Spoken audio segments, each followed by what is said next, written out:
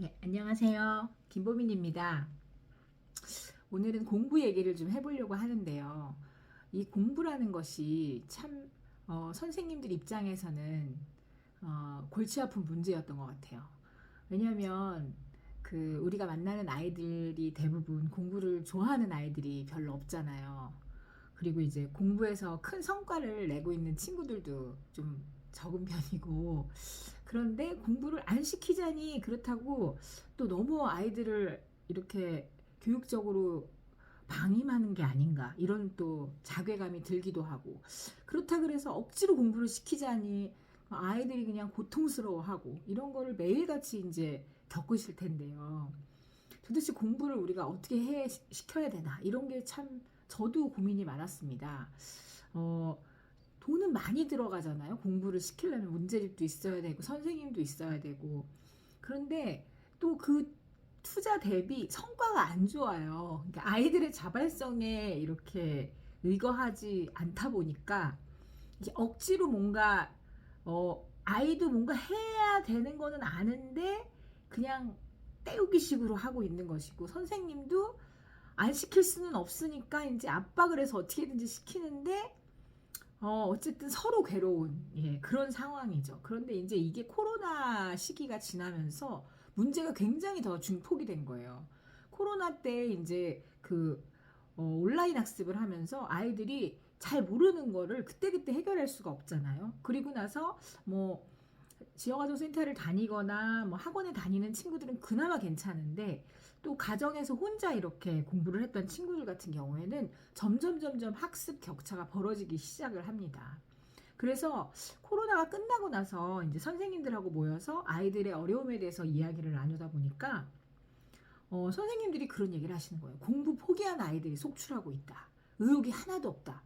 근데 이제 아이 입장에서 생각해 보니까 그럴 수밖에 없더라고요. 왜냐하면 생각해 보세요. 모르는 게 하나, 두 개, 세 개일 때는 어떻게 극복할 수 있잖아요.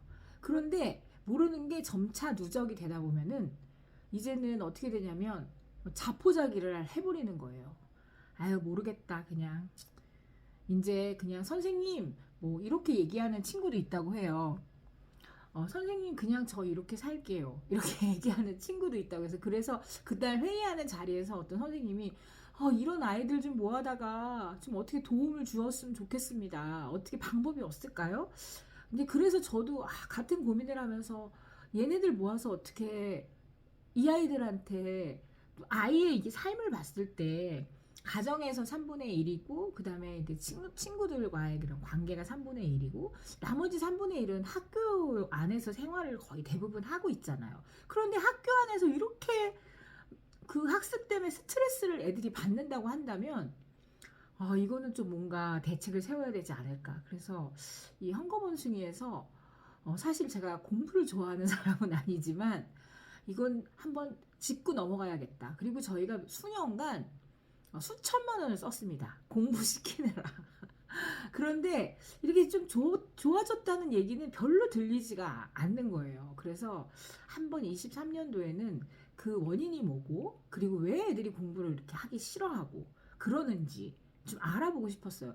그동안은 이게 공부를 하기 싫어한다 이러면 거의 대부분 개인적인 문제로 생각했습니다. 어, 아니면은 이제 제가 이제 심리학 공부를 하면서 그런 얘기를 이제 강의 시간인가 들은 적이 있었는데, 이렇게 마음이 깨어진 아이는 공부할 수가 없다, 이런 얘기를 들은 적이 있어요. 그러니까 어떤 심리적으로 좀 극심한 고통을 겪거나 불안하거나 이런 아이들은 공부를 잘할 수가 없다는 그런 얘기였어요. 그러면 이거를 극복하는 방법은 없는가? 그러니까 심지어는 그런 방법이 없다. 뭐 그게 어릴 때 그런 일을 당한 경우에는 다시 회복할 수가 없다. 제가 그런 좀 비관적인 얘기도 들은 적이 있습니다. 그렇다고 하면 어떻게 우리 아이들이 지금 저희가 돌봄을 하고 있는 친구들은 대부분이 약간 어려운 문제나 아니면 불안함을 겪고 있거나 그런 친구들인데, 그럼 이 친구들은 공부하고는 인연이 없는 것인가? 사실은 저도 굉장히 이제 우리 엄마 표현에 따르면 결심이 없는 아이 중에 한 명이었습니다. 저도 열심히 막 계획을 막 세워 매일같이 계획 세우는 그런 아이였거든요. 계획을 세우고 이번엔 공부를 잘해보리라 마음을 먹지만 일주일 못 돼서 아니면은 시험 기간이 꼭 벼락치기를 하게 되는 거죠. 미리미리 계획을 세워 봤지만 계획대로 되지 않고 그래서 엄마한테 정말 너는 결심이 없다 이 얘기를 숱하게 들었던 그런 아이였습니다. 그럼 도대체 왜 이렇게 마음 먹어도 또는 아예 마음 먹을 용기조차 내지 않는 것일까요? 우리 아이들은 제가 이제 좀 희망찬 이야기를 언제 듣게 됐냐면은 제가 작년에 이제 그 얘들아 밥 먹고 놀자 책을 쓰면서 이렇게 쉬는 시간에 여러 가지 강의를 들었어요. 이제 강의를 듣고 있는데 그 중에 그 연세대학교의 김주환 교수님 강의를 우연히 듣게 됐어요. 근데 그 교수님 강의 중에 사실은 내용은 그 내면 소통이랑 어떤 마음에 대해 관련돼서 좀 심리적으로 건강해질 수 있는 방법에 대한 얘기였는데 그 안에 공부를 잘할 수 있게 하는 어떤 그러한 내용이 나오는 것이었어요. 뭐냐면 그 교수님이 말씀하시기를 마음 근력 그러니까 이제 뇌 훈련을 통해서 어떤 마음의 근력이 튼튼해지면 공부를 잘할 수 있다는 얘기를 해주시는 거였어요. 그래서 그 얘기를 듣고 제가 굉장히 희망의 메시지를 얻은 것처럼 번쩍하는 그런 느낌을 받고 관련된 영상을 다 찾아서 공부를 하기 시작했습니다. 그리고 책도 사서 이제 읽게 됩니다. 그래서 뇌 공부를 틈틈이 열심히 하고 하반기부터는 선생님들하고 기초학습 연구 모임이라는 걸 만들어서 김주환 교수님이 얘기해 주셨던 관련 논문도 찾아보고 그 다음에 사회정서학습이라는 카테고리의 책들을 찾아서 같이 읽고 어떻게 하면 아이들에게 도움이 될 수 있을까 이런 거를 다방면으로 이제 공부를 해보았습니다. 근데 결과적으로는 어떤 얘기를 하고 있냐면은 그 이제 쉽게 이제 설명을 하면 뭐냐면은 공부를 그냥 마음 먹는다고 되는 게 아니라 그 아이가 결심이 약하거나 아니면 어떤 되게 도덕적으로 비난을 받잖아요. 약속을 지키지 않았다. 너는 왜 게으르다. 약간 이런 이제 평가를 받기 마련인데 그게 아니라 실질적으로 마음에 근력이 없기 때문에 공부를 할 수 없다는 거예요. 그러면 마음의 근력을 어떻게 훈련할 수 있을까? 근데 그 방법이 있다는 거죠. 예. 그래서 저는 이제 선생님들하고 그럼 이렇게 한번 해보면 어떨까? 그러니까 예를 한번 들어볼게요. 마음 근력이라는 게 뭐냐면은 우리가 만약에 나는 복근이 있는 사람이 되고 싶다. 혹은 막 100kg짜리 역기를 이렇게 들 수 있는 사람이 그런 체력을 갖고 싶다 한다고 내가 마음을 아무리 먹어도 하루아침에 할 수는 없잖아요. 다칠 수도 있고. 마찬가지로 이 공부를 하는 이 마음 근력도 마찬가지예요. 공부를 쭉 계획을 세우고 내가 그 계획을 달성하기까지 뭐 인내하기도 하고 참기도 하고 또 견디기도 하고 때로는 여러 가지 복잡한 이런 그런 과정이 필요하잖아요. 그 힘이 필요한 거잖아요. 그 힘을 기를 수 있는 방법이 있다는 겁니다. 그래서 굉장히 설레고 두근두근하는 마음으로 저희가 그 2월 7일 날 프로그램을 개발을 해서 아이들하고 한번 해봤습니다. 그래서 지금쯤 선생님들이 아이들하고 3주간의 이 실험을 진행하고 있을 것 같은데요. 그 실험 내용이나 이런 거는 아마 자세하게 제가 앞으로 기회 닿는 대로 이렇게 전해드리도록 하겠습니다. 그리고 일단은 이제 선생님들, 그 아이를 만나는 뭐 부모님일 수도 있고요. 선생님들의 마음가짐이 굉장히 중요하다는 걸 제가 알게 됐습니다. 사람은요, 그 사람이 고정된 존재가 아니잖아요. 변화할 수 있잖아요. 예. 변화는 근데 어떻게 가능한가 하면은, 새로운 부분이 계속 늘어나면 변하는 거잖아요. 생각이 자꾸자꾸 달라지면 새로운 사람이 되는 거잖아요. 그러면 이런 계기는 어떻게 마련이 되는가? 타고난 것이 아니라고 얘기를 합니다. 유전자가 있어도 유전자가 발현될 그런 환경이 마련돼야 그 유전자가 발현이 된다고 합니다.